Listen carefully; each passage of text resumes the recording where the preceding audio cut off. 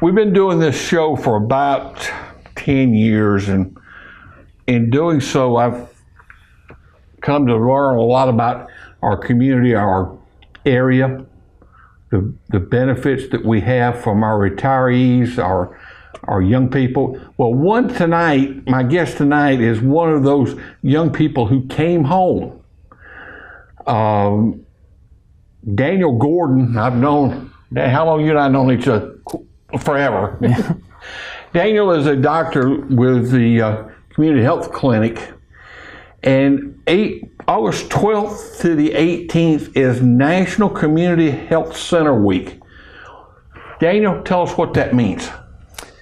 Thanks so much for having me, Doc. It's a pleasure to be here. I appreciate you asking to come on and allow me to talk about this. It's really neat subject that I'd like to share. You know, when you were sitting there giving the announcements for the high school football team, just sitting here and hearing you say that reminded me of kind of the time when I used to do the announcements at the high school when I was at Hart County. So it just kind of brought back some good memories. I thought I could see a mental flashback. It was. But yeah, I'm back in town, and I work for a community health center called MedLink. Mm-hmm. And our community health center is actually spread across 15 or so different clinics in Northeast Georgia, and that's the area that we focus on providing care. Right. And the community health center model may be foreign concept to a lot of people, but it's been around for about 50 years. And in the last 10 years or so, the growth of patients utilizing community health centers has been tremendous. Mm-hmm.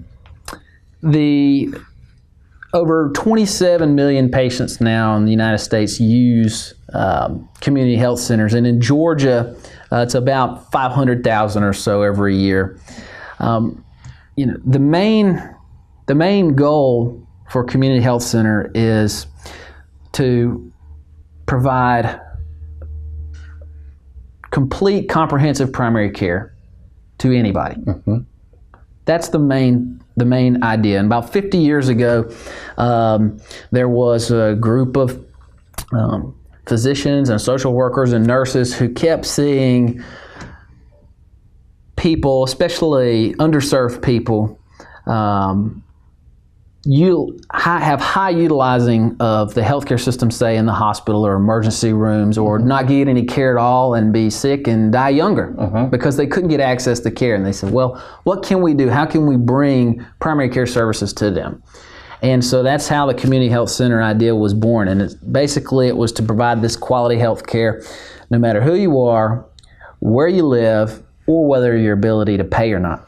So you don't have to have insurance. Mm-hmm. Of course, you can have great insurance, or you can have government insurance as well. But that movement to provide this primary care services to these people has really, finally over the last 20 years or so, really taken flight.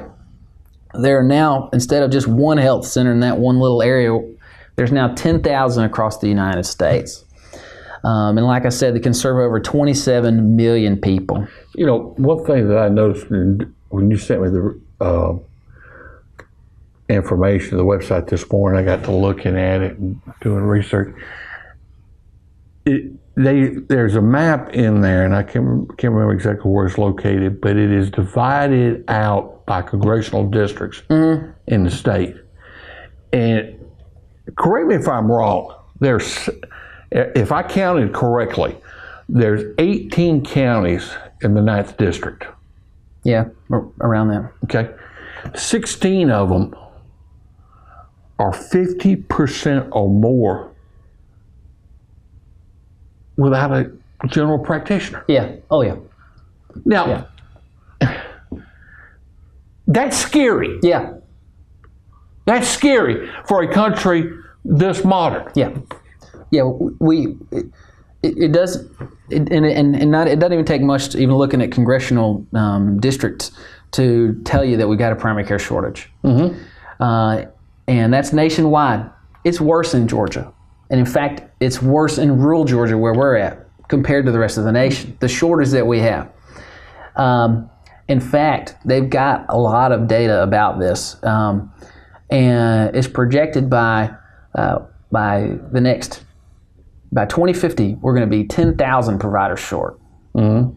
And we don't really have a strong pipeline right now to address that. There are ideas about how to get more primary care providers in these areas. And this is a model in ways that it can work, and ways that physicians and nurse practitioners and physician's assistants can provide that care to people. Is it just me, or is it the data, or what? Help me with this. You're in the business, but for 16 of the 18 counties to be over 50% short. Oh yeah. In general practitioner, is it system? Is it the health insurance we have? Or is it the fact that I can go to Emory, become a general practitioner, go to Atlanta and make 4 times the amount of money? Or what? Well, that's the $1 million question. I don't know if I've got all the tools to answer that one. It's really complicated, and it's multifactorial. The health system that we have in this country is not the most effective. If you look at the 25 developed countries in the world, we like to compare ourselves to those other developed countries. We spend twice as much as the next highest spender, and we have some of the worst healthcare outcomes of all of them. So we spend way more, we have worse outcomes. And there's a lot of different reasons why that's the case. But we do know that one of them, and one of the major ones, is access to primary care services. That is your regular doctor where you can go and take care of your chronic care issues. And it's actually been proven in the United States that people who have access to primary care, not even that they go on a regular basis, but just having access, will live longer. They can live 5 or 6 years longer. Or more. Yes, just by having that access. And so, that kind of is where the community health care, the community health center comes in to help the United States healthcare problem, is by providing that access in rural areas, because we're able to be supported by grants, federal grants, by other types of local grants from private insurance and donors, to be able to keep our doors open to provide healthcare services to people that may not have insurance or may have suboptimal insurance. August 12th to the 18th is the celebration week. Tell us some of the things going on. Well, it's a national endeavor, and it has been growing and gaining traction each year, and I'm happy to be a part of it this year. It's broken up into several different days. The general theme is that your community health center providers are heroes, and that we work to serve the underserved and to improve healthcare outcomes, not just for the underserved, but for everybody. Because when we help the underserved, or we help people in rural Georgia that don't have great access to care, we really help out everybody. But it's about recognizing certain heroes, or so to speak, in our community health center world. And we've got several different days. I've got them here. On Sunday, on the 12th, it's Legislative Appreciation Day. So we've got several different legislators that support community healthcare centers. And by the way, this is a bipartisan, there's a lot of bipartisan support. This is not a political issue here. A lot of bipartisan support. So we are thanking certain representatives who really champion bills that help create more access to community healthcare centers.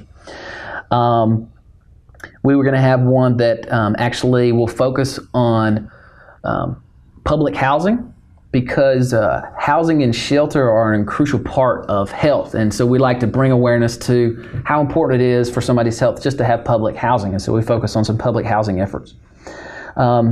In addition to that, the next day is a focus on homelessness and homeless care, and being able to provide health care for people who are homeless. And in fact, community health centers nationwide take care of over 1.3 million homeless patients. Those patients would go to the emergency room and drive up all the costs. Another underserved population is actually an agricultural worker, and we have in rural populations it tends to be higher levels of agricultural workers who may not have access to high quality care. So we're actually recognizing several of our patients who work in the agriculture industry. And then General Patient Appreciation Day, and we just appreciate patients who come to our clinic and specifically come to MedLink. We are just so thankful to be able to take care of people and want to just let them know how much we really appreciate them and being able to take care of them. And then finally, we just recognize a lot of the children that we have and the amount of children that are taken care of in healthcare centers. Daniel, this is a conversation that could go on for a while. Oh yeah. Let's get back together. Sounds like a plan. All right. Thank you. Right now, we're going to take a break, and we come back. Well, you'll find out when we come back. You're watching This Week on Heart Cable Channel 3.